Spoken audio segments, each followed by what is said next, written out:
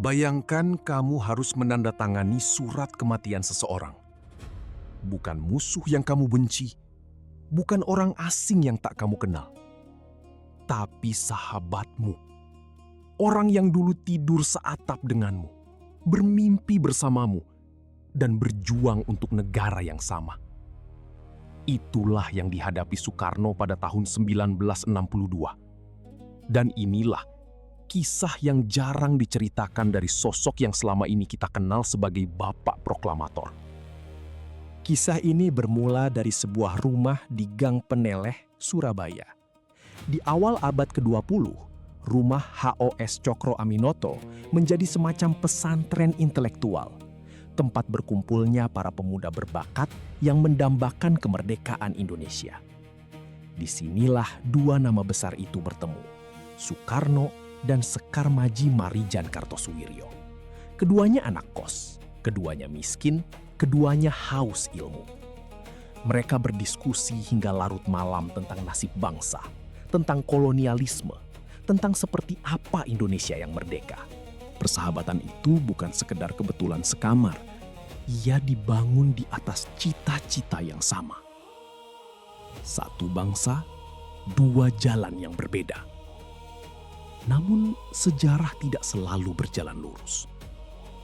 Ketika Indonesia merdeka pada 1945, Soekarno memilih jalan nasionalisme, negara republik yang menyatukan semua golongan di bawah Pancasila.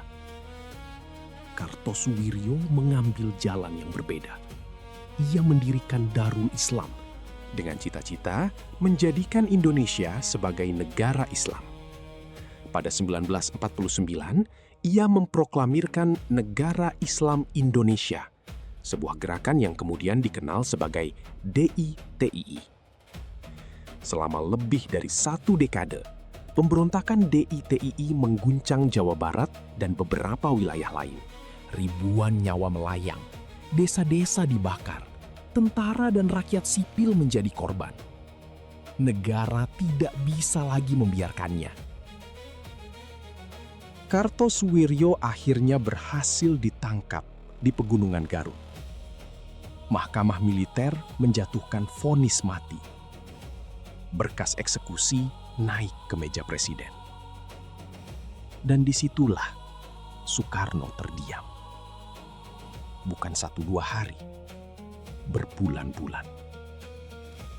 Dalam memoarnya yang dituturkan kepada Cindy Adams, Soekarno mengakui betapa beratnya momen itu.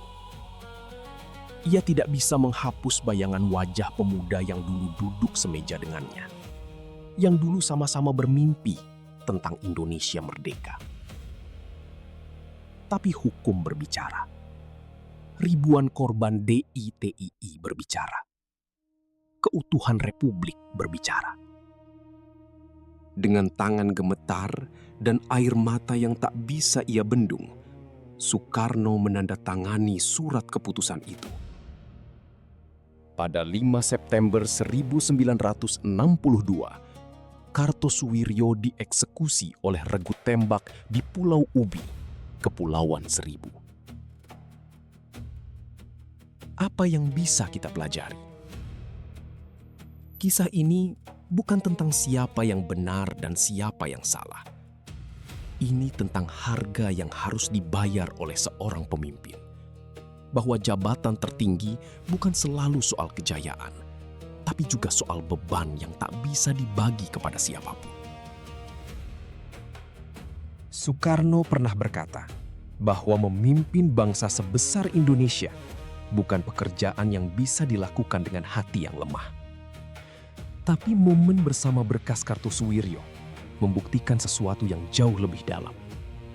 Bahwa ketegasan sejati justru lahir dari seseorang yang tahu betapa beratnya keputusan itu dan tetap mengambilnya demi kepentingan yang lebih besar. Sejarah mencatat tinta di atas kertas, tapi air mata Soekarno malam itu adalah bagian dari sejarah yang tidak tertulis. Kalau kisah ini membuat kamu merenung, tinggalkan komentar di bawah. Menurutmu, apakah Soekarno membuat keputusan yang benar?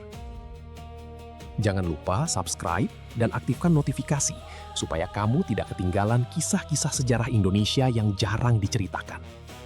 Sampai jumpa di video berikutnya.